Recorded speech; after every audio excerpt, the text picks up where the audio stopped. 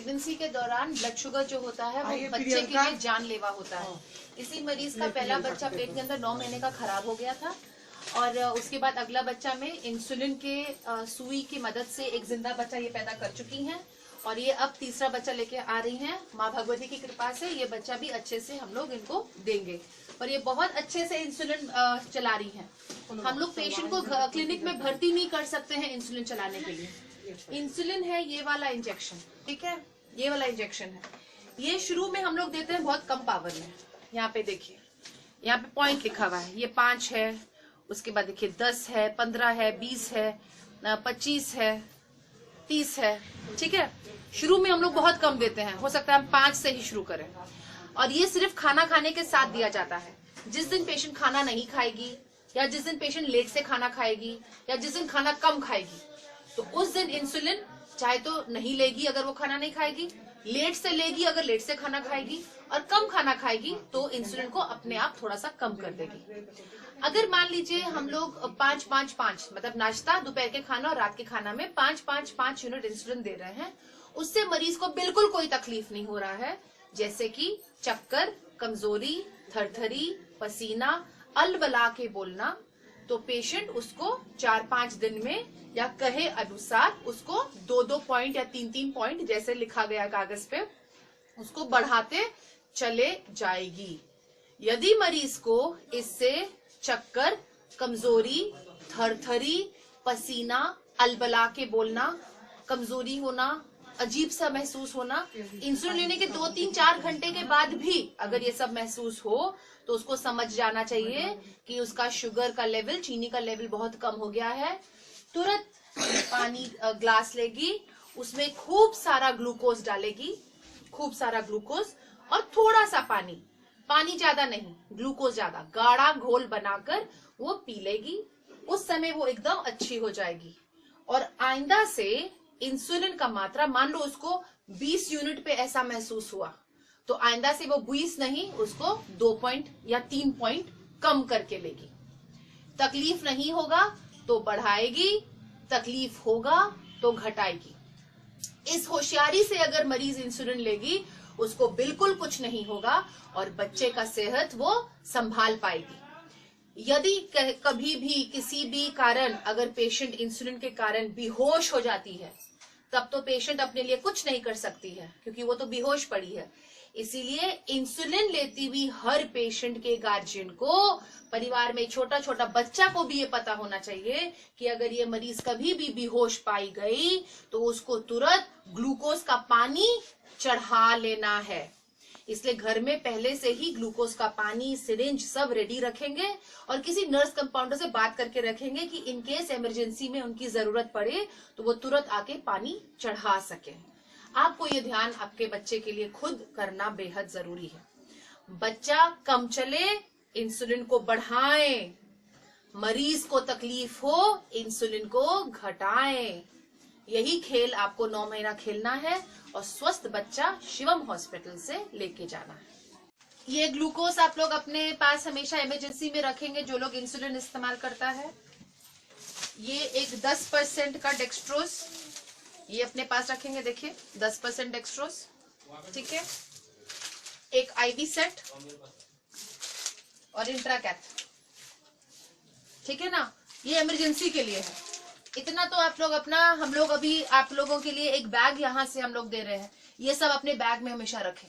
वो बैग में सिर्फ मरीज का कागज, मरीज का दवाई, मरीज के संबंधित सारे सामान को आप रख रहे हैं, उसमें आप अपना अचार और पापड़ और ये सब मत रखिएगा, ठीक है ना। किसी भी नर्स कंपाउंडर के भरोसे आप लोग इंजेक्शन न लें क्योंकि ये इंजेक्शन सबक्यूटेनियस, इसका मतलब कि चर्बी के अंदर दिया जाता है, चमड़े के नीचे नहीं और मांस में भी नहीं, चर्बी में दिया जाता है, ठीक है।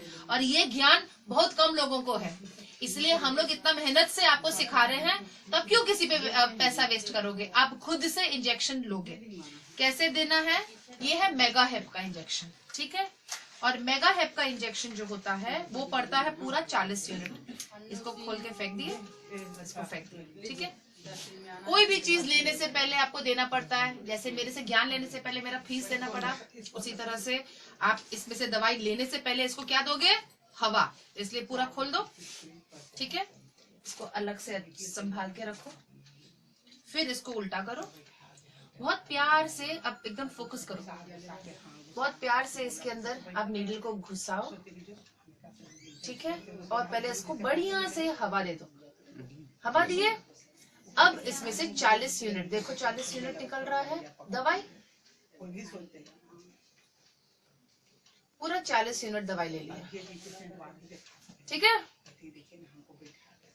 अगर टाइम लग रहा है तो थोड़ा सा और हवा दे दो, फिर खींचो, ठीक है ना। 40 यूनिट खींच रहे, 40 से थोड़ा कम हो तो कोनो बात नहीं है, ठीक। अब इसको नीडल को हटा दिए, अब इसको सीधा कर दिए। अब क्या करना है, इसमें थोड़ा सा हवा होगा, है ना, तो टक टक टक टक टक टक टक टक टक टक टक टक टक टक टक ऐसे मारे, ताकि हवा के जितने बुलबुले हैं वो ऊपर की तरफ आ गए, ठीक है ना। और हवा के बुलबुले जब ऊपर आ गए तो उसको थोड़ा सा दवाई को, बस ये देखिए थोड़ा सा दवाई गिरने लगा, इसका मतलब कि हवा सब निकल गई। अब लीजिए कॉटन, रुई और स्पिरिट, ये सबसे अच्छी जगह है ना, क्योंकि इसमें सबसे ज्यादा चर्बी है, बच्चे तक नहीं पहुंचता है, ये गलत फहमी में मत रहो। स्पिरिट से अच्छे से साफ किए अच्छे से, गंदगी नहीं होनी चाहिए, इन्फेक्शन नहीं लगना चाहिए।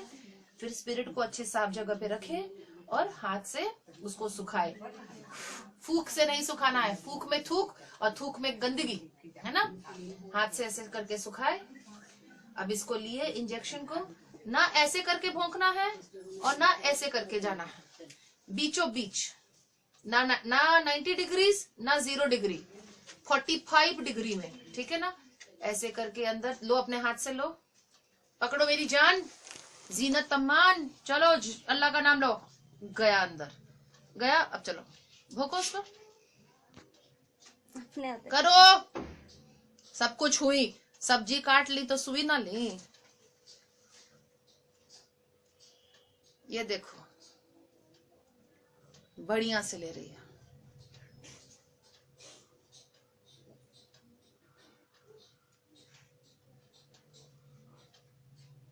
बाहर मत निकालो, अंदर की तरफ।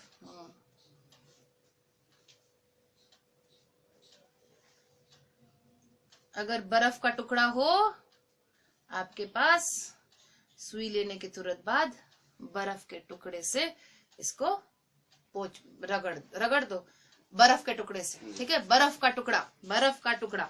अब आपको करना क्या है कि इसको बहुत कायदे से ढक्कन वापस डाले, ये नीडल इधर उधर नहीं छूना चाहिए, ढक्कन डाले तो फिर आप इस नीडल को फिर से 1 या 2 बार इस्तेमाल कर सकते हैं, है ना, 2 से 3 बार इस्तेमाल कर सकते हैं।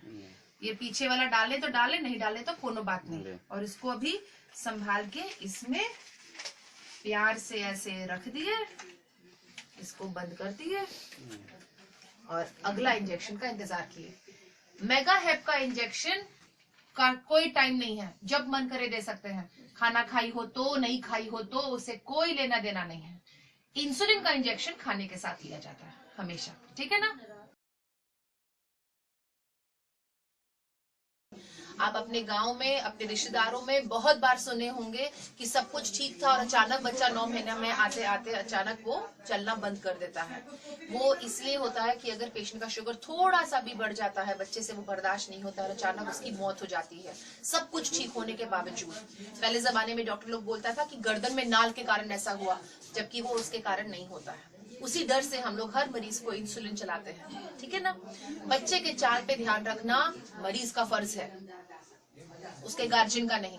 गार्जियन मरीज को केवल डॉक्टर तक ला सकता है, डॉक्टर आपका बीमारी पकड़ सकता है, उसका इलाज बता सकता है, करना सब मरीज को, ठीक है। इंसुलिन धीरे धीरे बढ़ता है, जैसे पहले बताया गया है। अगर मरीज को कोई तकलीफ हो तो ग्लूकोज पी के अपने आप को ठीक करेंगी और आइंदा से इंसुलिन का पावर कम करेंगी। ये हमेशा सिर्फ खाने के साथ लिया जाता है। ये वाला इंजेक्शन है मेगा हेप, ये आप दिन में कभी भी ले सकते हैं। इसका देने का कारण ये है, एक तो बच्चा बहुत तीव्र बुद्धि का पैदा होता है, स्पेशली जब शुरुआत में देते हैं। अगर हम लोग अंत में जाके देते हैं तो उतना उसका असर नहीं हो पाता है तीव्र बुद्धि में, ठीक है। पर इसका काम ये है कि बच्चा पेट में पैखाना नहीं करे, पानी कम नहीं हो, बच्चा का वजन कम नहीं हो, बीपी नहीं बढ़े। ये सब जानलेवा चीज, माँ और बच्चे के लिए जानलेवा चीजों से ये वाला इंजेक्शन प्रोटेक्ट करता है। जिस तरह से हम लोग अपने पास तरह तरह का पत्थर पहनते हैं, उसी तरह अपना एक सुरक्षा अपने ऊपर बांधते हैं, उसी तरह से इन इंजेक्शनों के मदद से हम बच्चे और माँ पे एक सुरक्षा का कवच बांधने की कोशिश करते हैं। आप हमारे इलाज में कोऑपरेट करेंगे, हमको यकीन है हम अच्छे से आपको नॉर्मल डिलीवरी से स्वस्थ बच्चा घर पहुंचाएंगे। प्रेगनेंसी के दौरान ब्लड शुगर जो होता है वो बच्चे के लिए जानलेवा होता है। इसी मरीज का पहला बच्चा पेट के अंदर 9 महीने का खराब हो गया था और उसके बाद अगला बच्चा में इंसुलिन के सुई की मदद से एक जिंदा बच्चा ये पैदा कर चुकी हैं और ये अब तीसरा बच्चा लेके आ रही हैं। माँ भगवती की कृपा से ये बच्चा भी अच्छे से हम लोग इनको देंगे और ये बहुत अच्छे से इंसुलिन चला रही हैं। हम लोग पेशेंट को क्लिनिक में भर्ती नहीं कर सकते हैं इंसुलिन चलाने के लिए। इंसुलिन है ये वाला इंजेक्शन, ठीक है, ये वाला इंजेक्शन है। ये शुरू में हम लोग देते हैं बहुत कम पावर में। यहाँ पे देखिए, यहाँ पे पॉइंट लिखा हुआ है, ये 5 है, उसके बाद देखिए 10 है, 15 है, 20 है, 25 है, 30 है, ठीक है। शुरू में हम लोग बहुत कम देते हैं, हो सकता है हम 5 से ही शुरू करें और ये सिर्फ खाना खाने के साथ दिया जाता है। जिस दिन पेशेंट खाना नहीं खाएगी या जिस दिन पेशेंट लेट से खाना खाएगी या जिस दिन खाना कम खाएगी तो उस दिन इंसुलिन चाहे तो नहीं लेगी अगर वो खाना नहीं खाएगी, लेट से लेगी अगर लेट से खाना खाएगी, और कम खाना खाएगी तो इंसुलिन को अपने आप थोड़ा सा कम कर देगी। अगर मान लीजिए हम लोग 5-5-5 मतलब नाश्ता, दोपहर के खाना और रात के खाना में 5-5-5 यूनिट इंसुलिन दे रहे हैं, उससे मरीज को बिल्कुल कोई तकलीफ नहीं हो रहा है, जैसे कि चक्कर, कमजोरी, थरथरी, पसीना, अलबला के बोलना, तो पेशेंट उसको 4-5 दिन में या कहे अनुसार उसको 2-2 पॉइंट या 3-3 पॉइंट जैसे लिखा गया कागज पे उसको बढ़ाते चले जाएगी। यदि मरीज को इससे चक्कर, कमजोरी, थरथरी, पसीना, अलबला के बोलना, कमजोरी होना, अजीब सा महसूस होना, इंसुलिन लेने के 2-3-4 घंटे के बाद भी अगर ये सब महसूस हो तो उसको समझ जाना चाहिए कि उसका शुगर का लेवल, चीनी का लेवल बहुत कम हो गया है। तुरंत पानी ग्लास लेगी, उसमें खूब सारा ग्लूकोज डालेगी, खूब सारा ग्लूकोज और थोड़ा सा पानी, पानी ज्यादा नहीं, ग्लूकोज ज्यादा, गाढ़ा घोल बनाकर वो पी लेगी। उस समय वो एकदम अच्छी हो जाएगी। और आइंदा से इंसुलिन का मात्रा, मान लो उसको 20 यूनिट पे ऐसा महसूस हुआ तो आइंदा से वो 20 नहीं, उसको 2 पॉइंट या 3 पॉइंट कम करके लेगी। तकलीफ नहीं होगा तो बढ़ाएगी, तकलीफ होगा तो घटाएगी। इस होशियारी से अगर मरीज इंसुलिन लेगी उसको बिल्कुल कुछ नहीं होगा और बच्चे का सेहत वो संभाल पाएगी। यदि कभी भी किसी भी कारण अगर पेशेंट इंसुलिन के कारण बेहोश हो जाती है तब तो पेशेंट अपने लिए कुछ नहीं कर सकती है क्योंकि वो तो बेहोश पड़ी है। इसीलिए इंसुलिन लेती हुई हर पेशेंट के गार्जियन को, परिवार में छोटा छोटा बच्चा को भी ये पता होना चाहिए कि अगर ये मरीज कभी भी बेहोश पाई गई तो उसको तुरंत ग्लूकोज का पानी चढ़ा लेना है। इसलिए घर में पहले से ही ग्लूकोज का पानी, सिरिंज सब रेडी रखेंगे और किसी नर्स कंपाउंडर से बात करके रखेंगे कि इन केस इमरजेंसी में उनकी जरूरत पड़े तो वो तुरंत आके पानी चढ़ा सके। आपको ये ध्यान आपके बच्चे के लिए खुद करना बेहद जरूरी है। बच्चा कम चले, इंसुलिन को बढ़ाएं, मरीज को तकलीफ हो, इंसुलिन को घटाएं। यही खेल आपको 9 महीना खेलना है और स्वस्थ बच्चा शिवम हॉस्पिटल से लेके जाना है। गायनी डॉक्टर को जब भी औरत दिखाने आती है कृपया करके कोशिश करे कि चूड़ीदार बिल्कुल न पहने। सबसे अच्छा रहेगा चाहे तो नाइटी और पेटीकोट पहन के आए, साड़ी पहन के आए, या बहुत बेबस है तो सलवार पहन के आए जो आराम से उतर सके। चूड़ीदार न पहने। डॉक्टर को जब आप दिखाती हैं तो कोऑपरेट करें। हमको अगर 2 उंगली मुंह में डालना है और मुंह हम कस के बंद करेंगे तो नेचुरली आपको दर्द ज्यादा होगा। अगर आप आराम से अपना मुंह खोलेंगे और हमको अच्छे से देखने देंगे तो आपको दर्द भी कम होगा और हम कुछ समझ पाएंगे कि अंदर हो क्या रहा है और आपके इलाज में आपकी मदद कर पाएंगे। हम आपकी मदद करने के लिए आपसे हम क्यों लड़ेंगे? इसलिए जब भी आप डॉक्टर को दिखाने आए, कोऑपरेट करें, डॉक्टर के साथ दोस्ती करें, अपने सुख दुख को यहीं पे शेयर करें, ताकि सबसे बेस्ट इलाज आप तक हम पहुंचा सकें।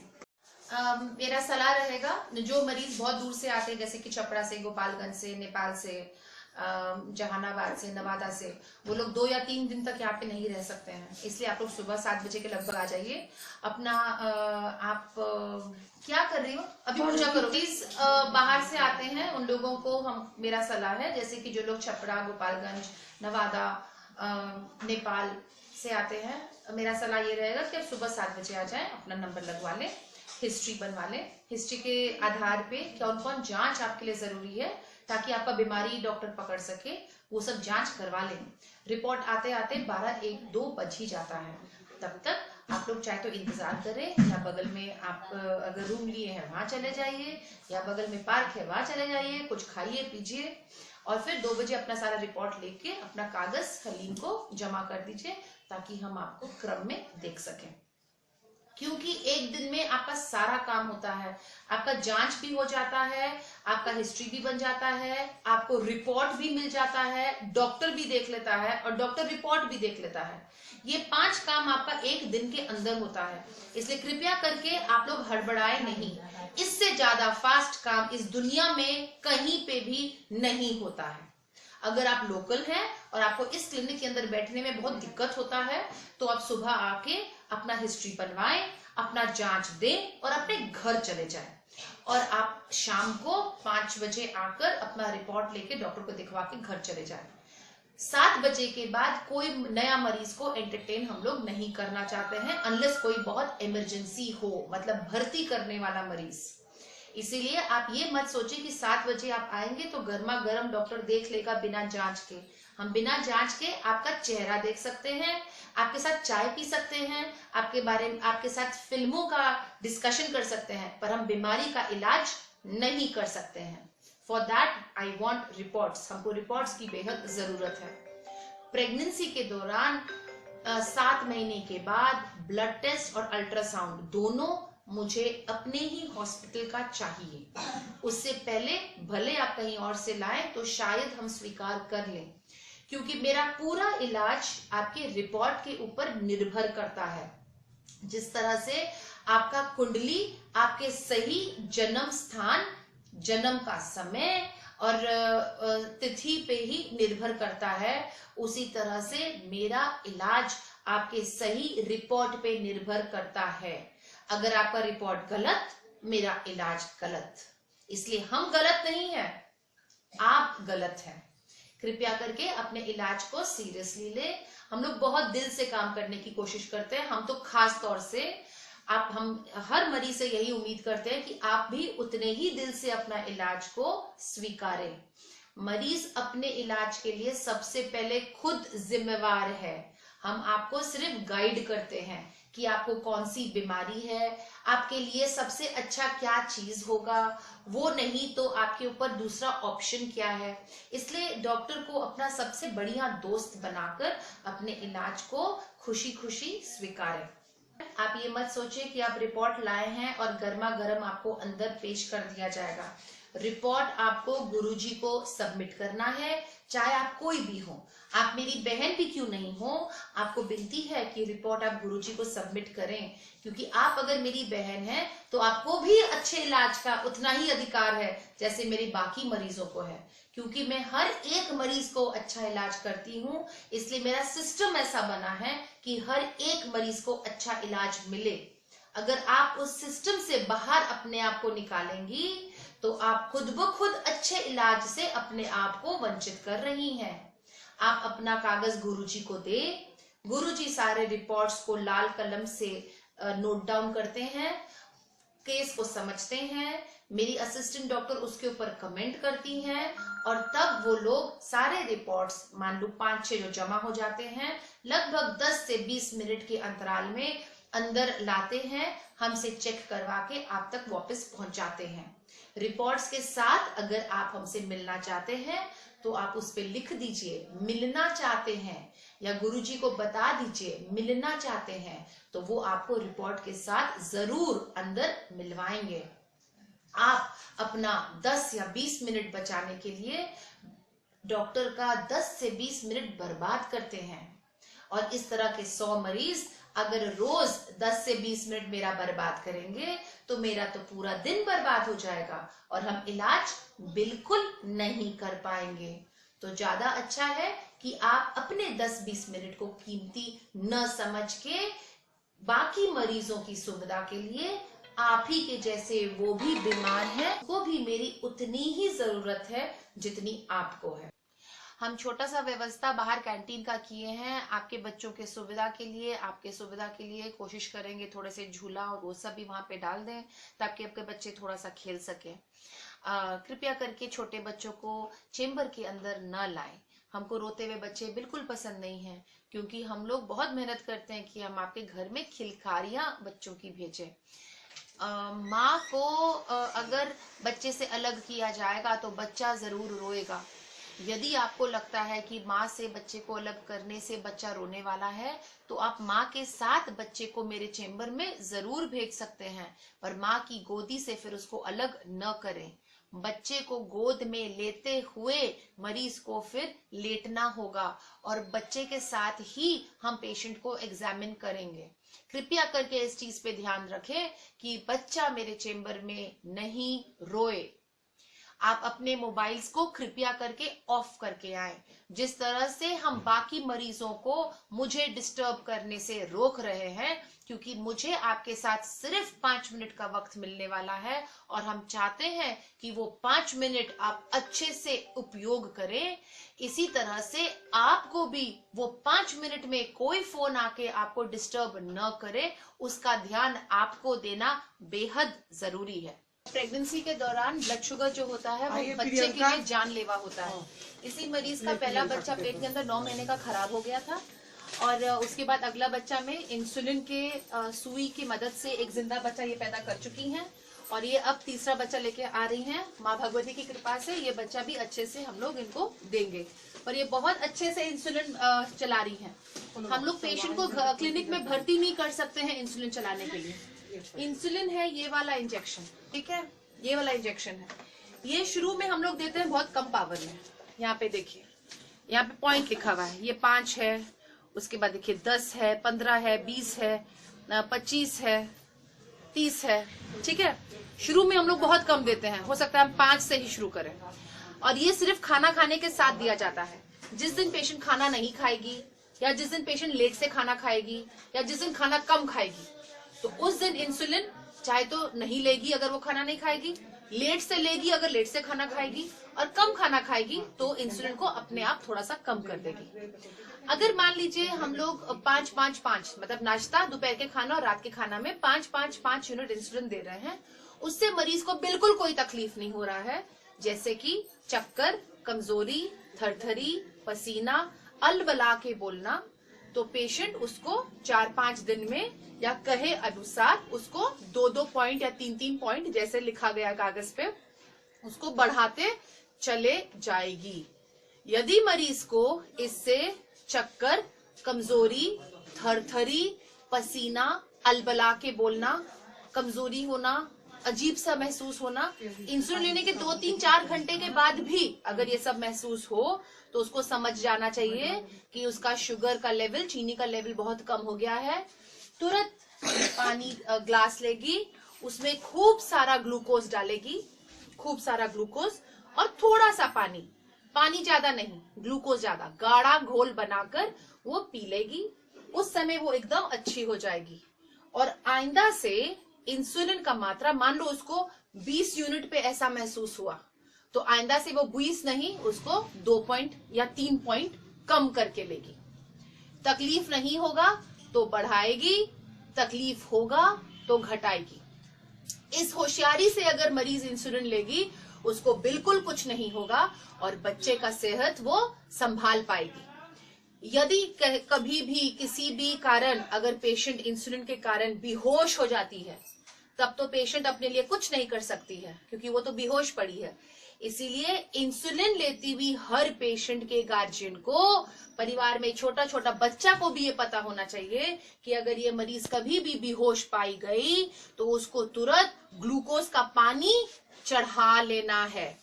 इसलिए घर में पहले से ही ग्लूकोज का पानी, सिरिंज सब रेडी रखेंगे और किसी नर्स कंपाउंडर से बात करके रखेंगे कि इन केस इमरजेंसी में उनकी जरूरत पड़े तो वो तुरंत आके पानी चढ़ा सके।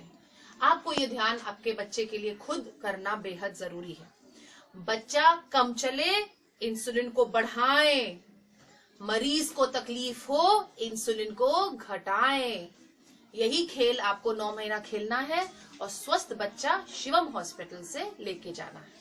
दूध पिलाने के बाद छाती पे रख के कम से कम 10 से 15 मिनट डकारना बेहद जरूरी है।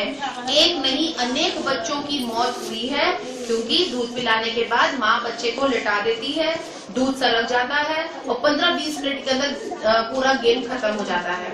इसलिए कृपया करके इस चीज पे ध्यान रखें। बच्चे के जन्म के बाद तुरंत माँ को दूध नहीं होता है, ये हम भी जानते हैं, आप भी जानते हैं, पर आपको बाहर का दूध नहीं पिलाना है। जब बच्चा पैदा हो और वो दूध के लिए रोए तो कृपया करके छाती पे रख के उसको खूब कस कस के जब वो छाती चूसेगा तभी दिमाग का स्विच ऑन होता है जिससे दूध उतरता है। यहीं पे अधिकांश मरीज लोग गलती करती हैं। ये लोग बच्चा जब रोता है वो लोग तड़प जाती हैं कि बाप रे मेरा बच्चा रो रहा है, दूध मुझे हो नहीं रहा, फटाफट डब्बे का दूध मंगाएंगी और बाहर से दूध पिलाना शुरू कर देंगी और वही माँ के दूध के उतरने का क्रम का फुल स्टॉप हो जाता है। फिर आप भूल जाइए कि आप इस बच्चे को कभी भी दूध पिला पाएंगी। अगर सच में आप चाहती हैं कि आपका दूध उतरे तो कम से कम 2 दिन तक, अगर 2 दिन बच्चा सिर्फ 2 या 4 बूंद भी अगर दूध पिएगा तो उसको कोई नुकसान नहीं होगा, पर उसका भूखा रहना ही माँ के दूध के उतरने के लिए जरूरी है। अगर बच्चे का पेट बाहर से भर गया तो आपका दूध बंद हो गया। अगर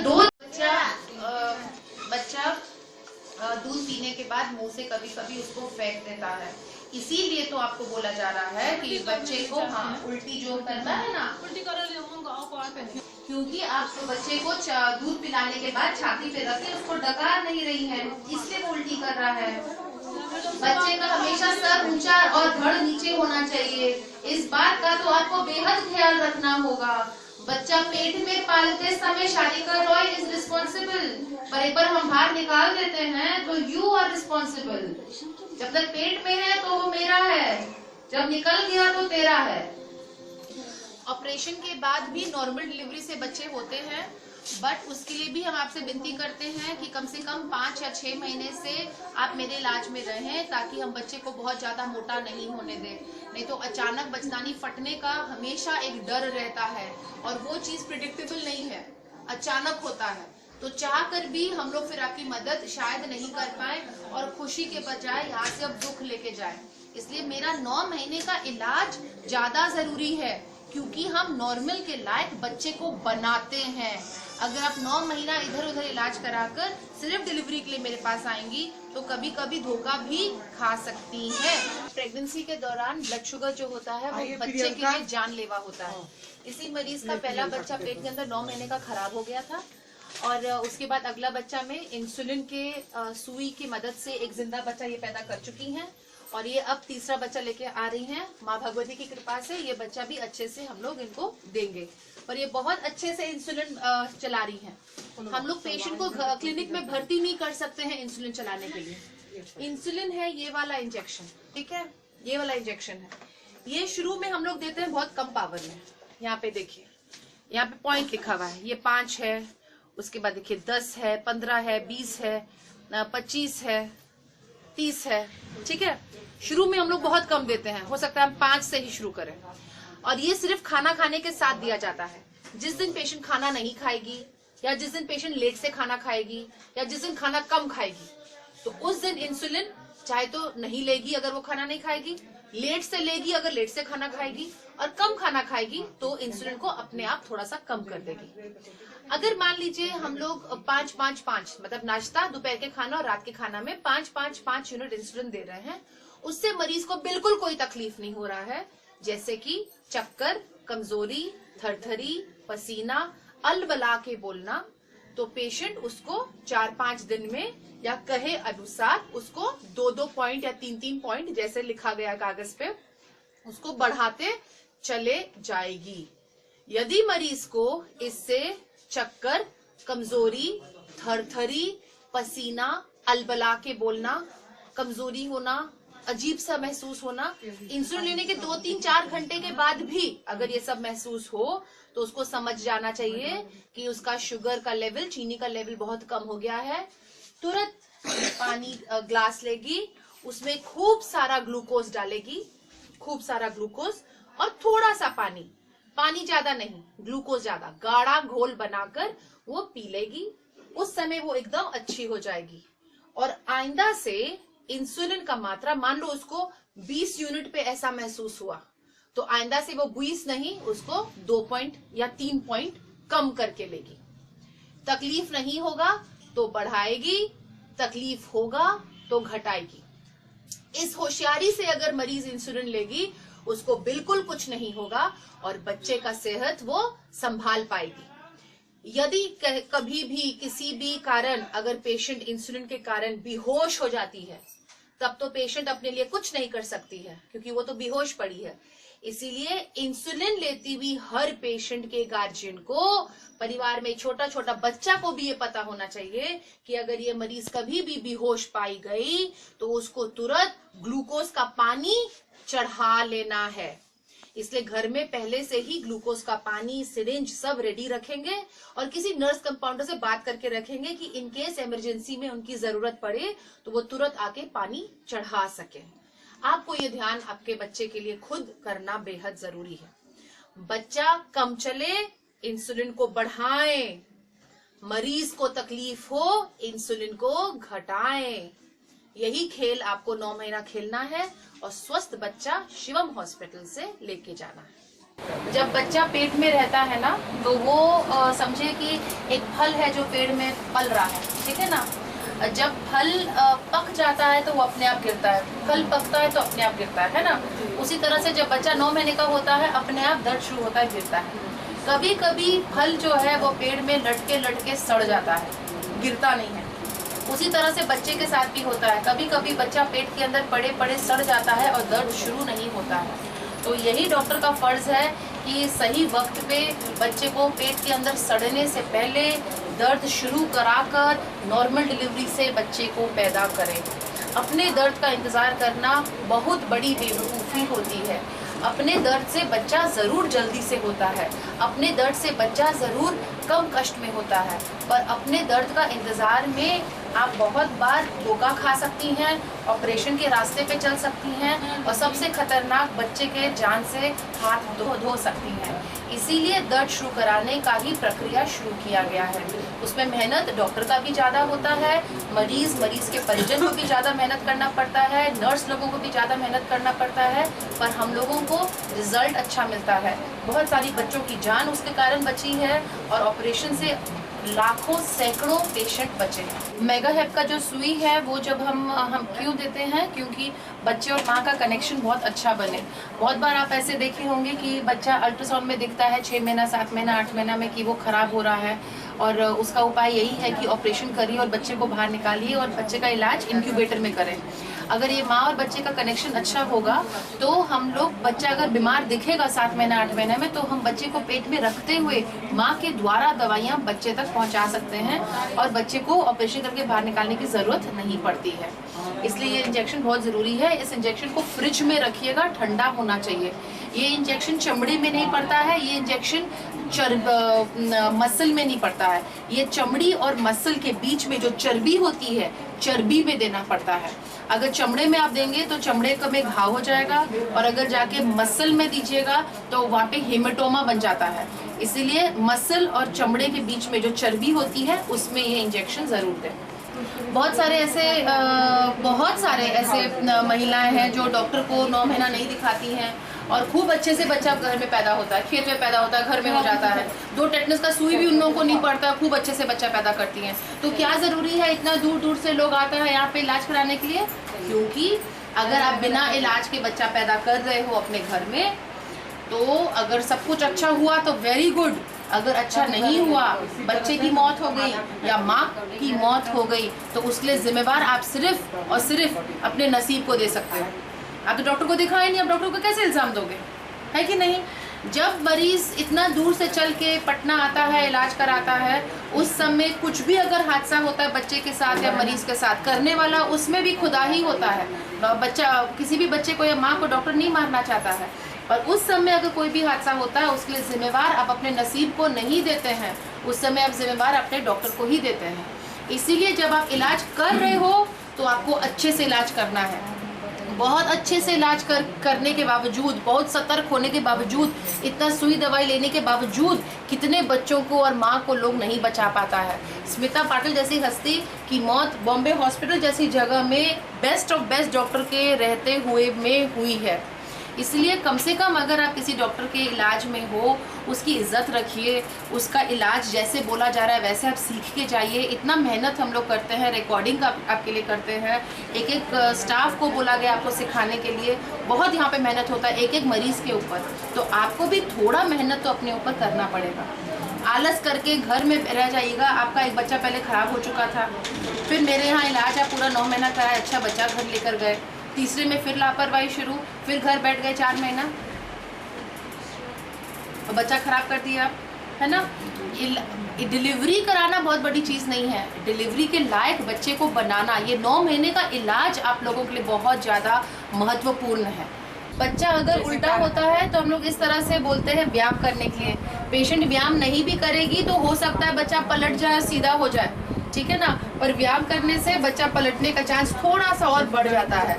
और अगर नसीब में बच्चा सीधा होना नहीं लिखा है, लाख व्यायाम करिएगा तो बच्चा सीधा नहीं होगा।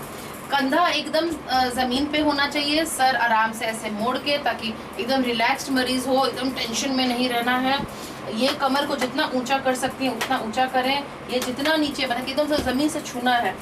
घुटने को अपने छाती से जितना करीब ला सकती हैं उतना करीब लाइए।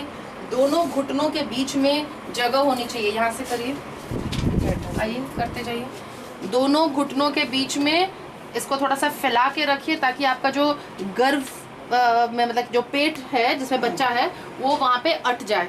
जैसे दोनों को फैला के और घुटने को अपने छाती से सटा के और ये एकदम ऊपर करके और ऐसे से थपथपाइए, तो माँ भगवती अगर चाहेंगी, अल्लाह चाहेंगे तो ज़रूर पलटेगा बच्चा। टीबी का दवाई जो चलता है वो 9 महीना पूरा चलता है।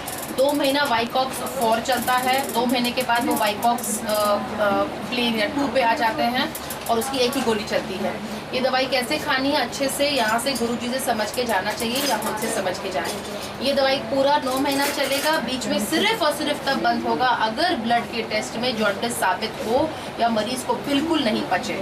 अगर मरीज को ये दवाई नहीं पच रही है तो डॉक्टर से संपर्क करें। हम तो गोलियों को अदल बदल करके इस तरह से खिलाएंगे कि आपको फ़ायदा हो और आप उसको अच्छी तरह से स्वीकार कर सकें, क्योंकि जॉन्डिस होने का डर होता है टीबी की दवाई खाते समय। इसीलिए जब तक ये दवाई चलती है तलावा चीज़ बिल्कुल न खाएं और अपनी जिम्मेदारी से हर 20 दिन पे जॉन्डिस का जांच ज़रूर अपने गांव से कराकर केवल रिपोर्ट मेरे तक आना चाहिए। जिन लोगों को टीबी का दवाई खिलाया जाता है गायनेकोलॉजिस्ट से, लेडी डॉक्टर से, हम लोग तो जेंट्स डॉक्टर है नहीं, तो छाती का इलाज कर नहीं रहे हैं, तो टीबी का इलाज कर नहीं रहे हैं।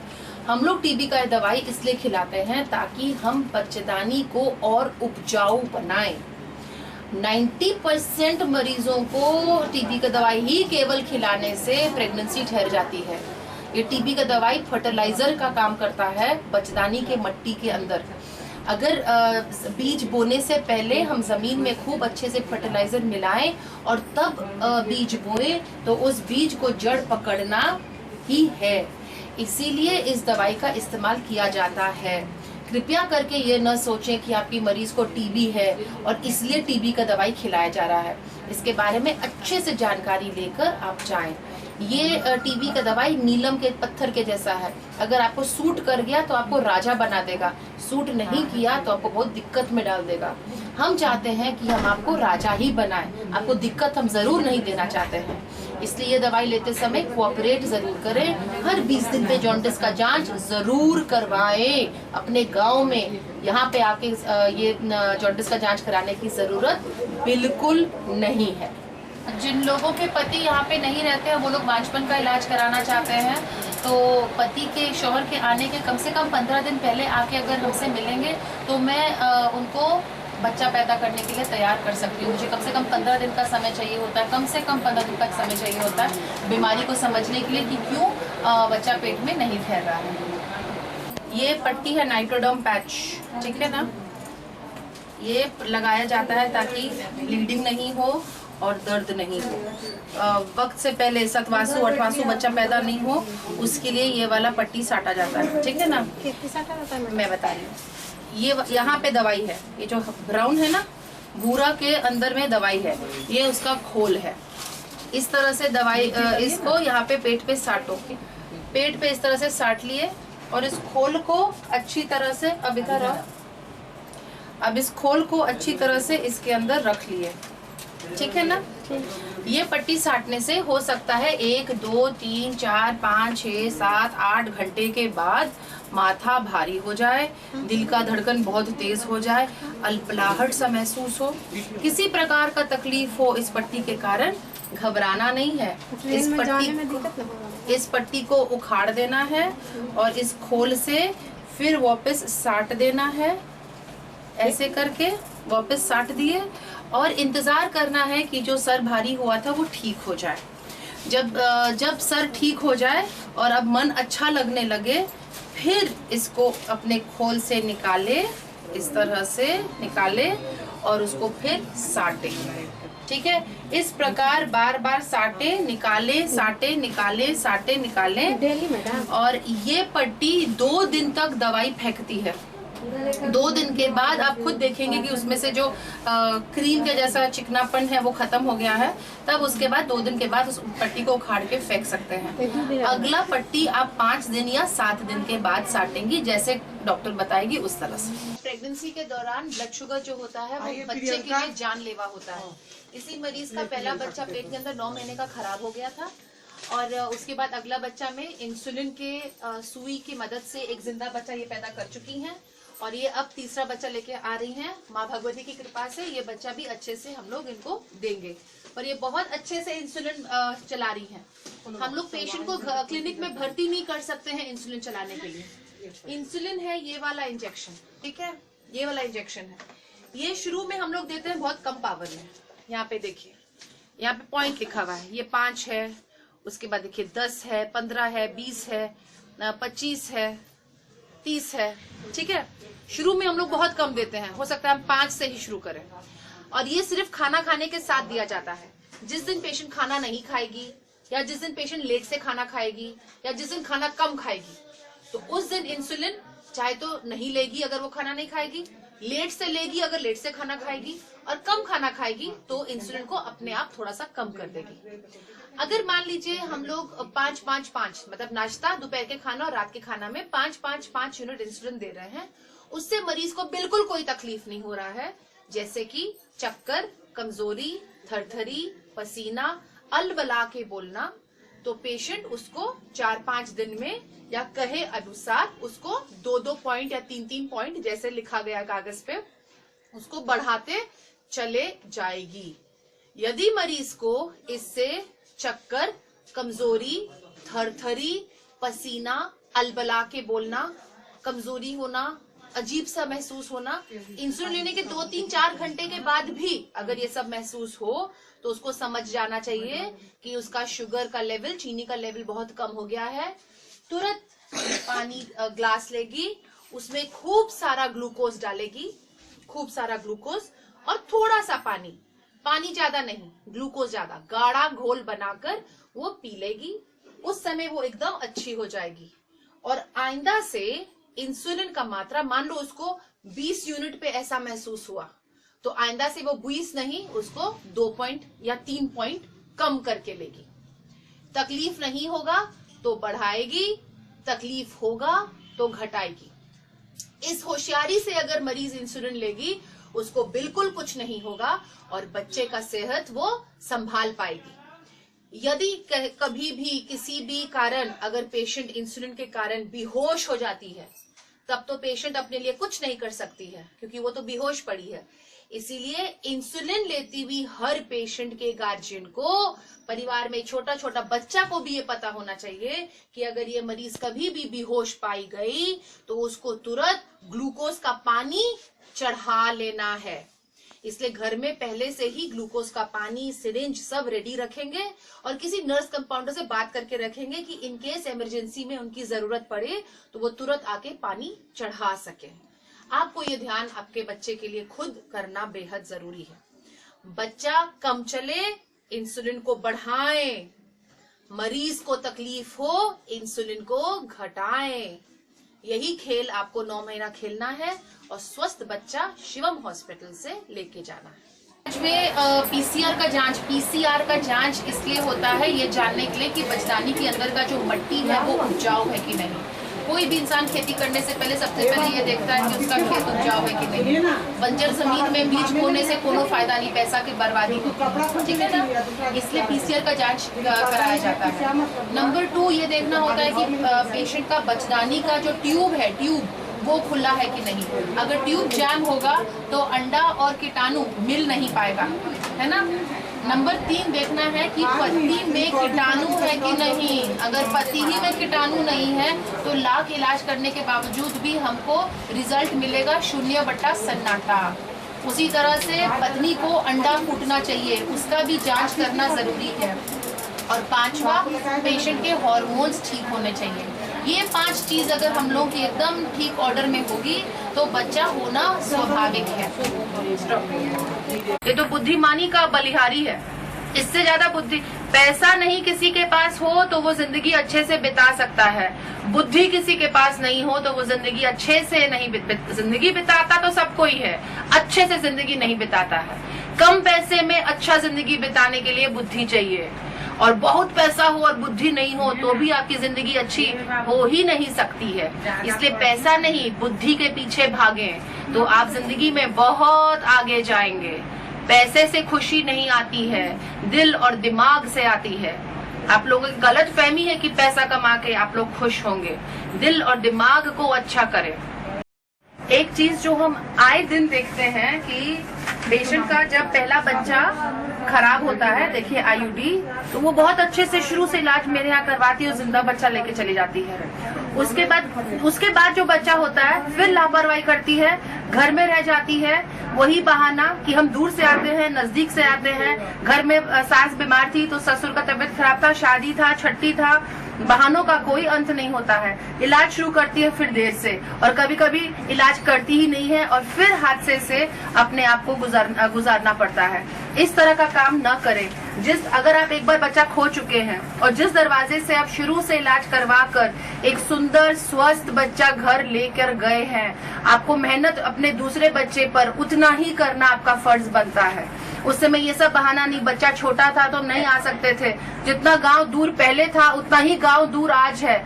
आज आने का सुविधा और बढ़ गया है, सरकार ने आपको आने जाने का सुविधा और बढ़ाया है, घटाया नहीं है। इसलिए ये सब बहाने न करें। या गांव में रहना है तो पूरा टाइम गांव पे रहे, फिर अब यहाँ पे मुंह उठा के केस खराब करके मेरे पास नहीं आए नेचुरली, क्योंकि उस पे भी हमको गुस्सा आना जायज है। पहले जमाने में भी बच्चे पैदा होते थे, ठीक है, खेत खलियान में पैदा होते थे। हम लोग के परदादे भी पैदा हुए बिना किसी डॉक्टर के, बिना टेटनस के सुई के पैदा हुए। तो आज के जमाने में हम लोगों को डॉक्टर की जरूरत क्या है? जरूरत ये है कि पहले जमाने में अगर 10 में से 3 औरतें बच्चा पैदा करते समय मर जाती, या अगर 100 में से 30 बच्चे पैदा होते समय मर जाते, लोग नसीब को दोष देता था। आज के तारीख में 100% रिजल्ट चाहिए मरीज को कि हम डॉक्टर को दिखा दिए, अब तो मेरी किस्मत आपके हाथ में है, और अगर कुछ हुआ तो आप मेरी किस्मत के साथ खेलें। बस इतना ही फर्क है।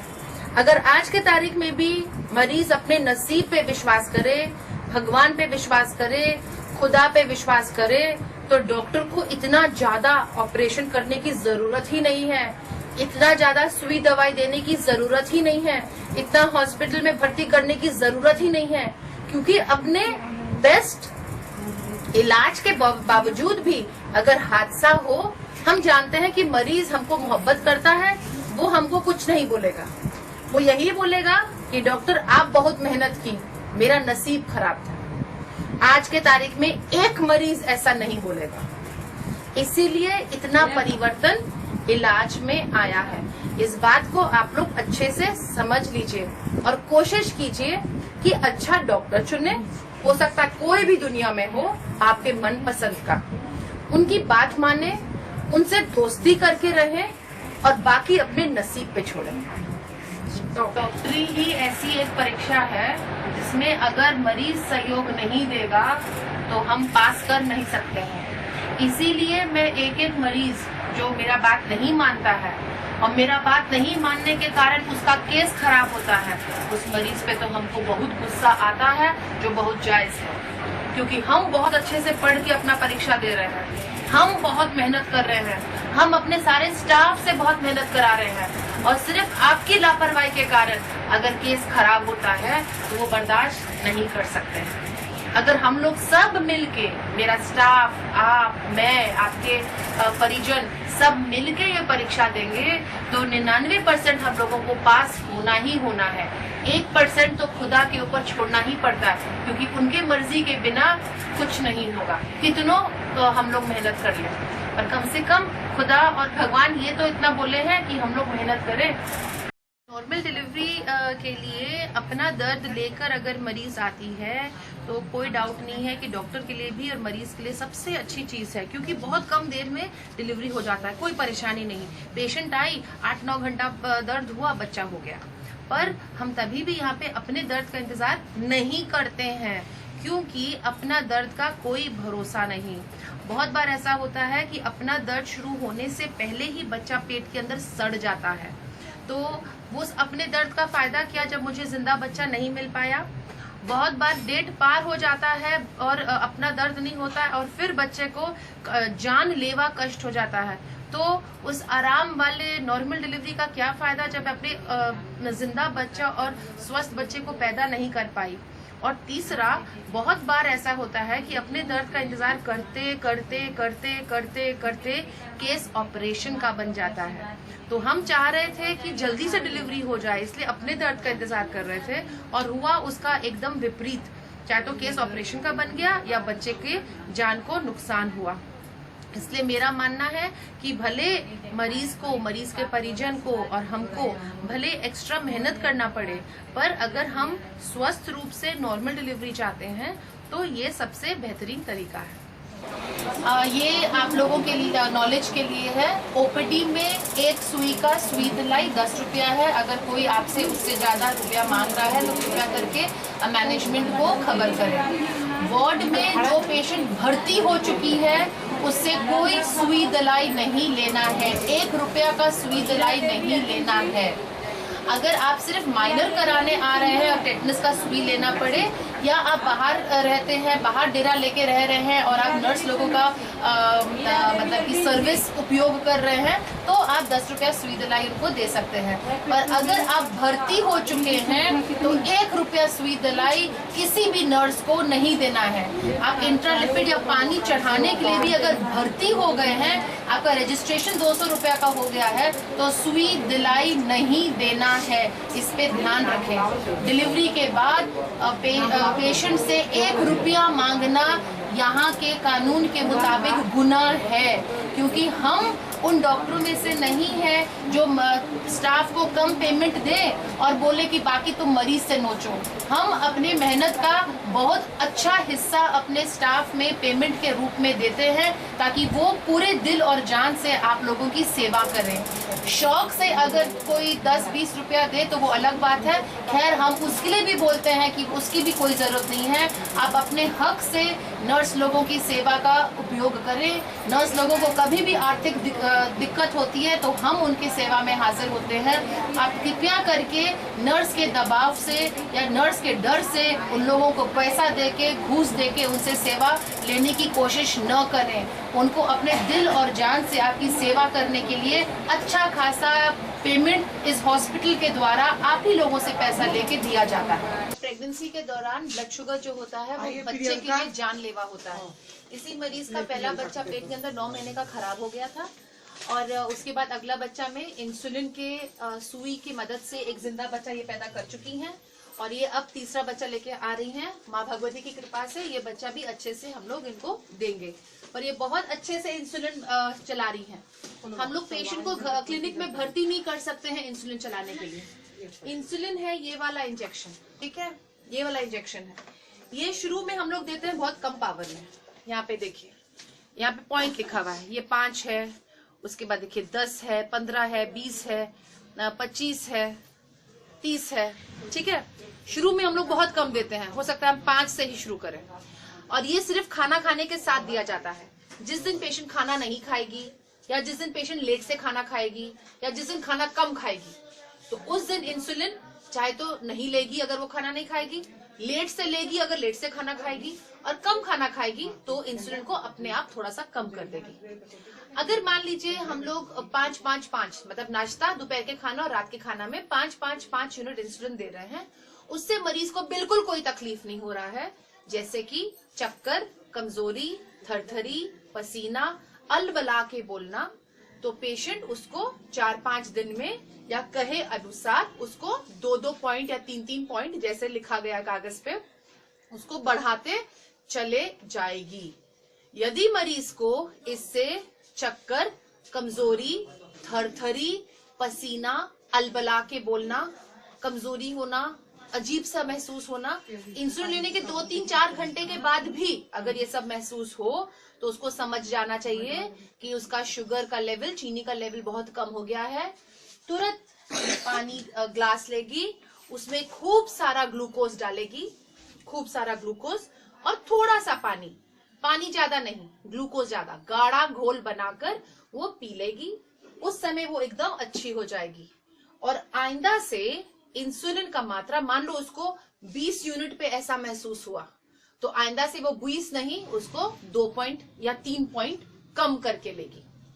तकलीफ नहीं होगा तो बढ़ाएगी, तकलीफ होगा तो घटाएगी। इस होशियारी से अगर मरीज इंसुलिन लेगी उसको बिल्कुल कुछ नहीं होगा और बच्चे का सेहत वो संभाल पाएगी। यदि कभी भी किसी भी कारण अगर पेशेंट इंसुलिन के कारण बेहोश हो जाती है तब तो पेशेंट अपने लिए कुछ नहीं कर सकती है क्योंकि वो तो बेहोश पड़ी है। इसीलिए इंसुलिन लेती हुई हर पेशेंट के गार्जियन को, परिवार में छोटा छोटा बच्चा को भी ये पता होना चाहिए कि अगर ये मरीज कभी भी बेहोश पाई गई तो उसको तुरंत ग्लूकोज का पानी चढ़ा लेना है। इसलिए घर में पहले से ही ग्लूकोज का पानी, सिरिंज सब रेडी रखेंगे और किसी नर्स कंपाउंडर से बात करके रखेंगे कि इन केस इमरजेंसी में उनकी जरूरत पड़े तो वो तुरंत आके पानी चढ़ा सके। आपको ये ध्यान आपके बच्चे के लिए खुद करना बेहद जरूरी है। बच्चा कम चले, इंसुलिन को बढ़ाएं, मरीज को तकलीफ हो, इंसुलिन को घटाएं। यही खेल आपको 9 महीना खेलना है और स्वस्थ बच्चा शिवम हॉस्पिटल से लेके जाना है।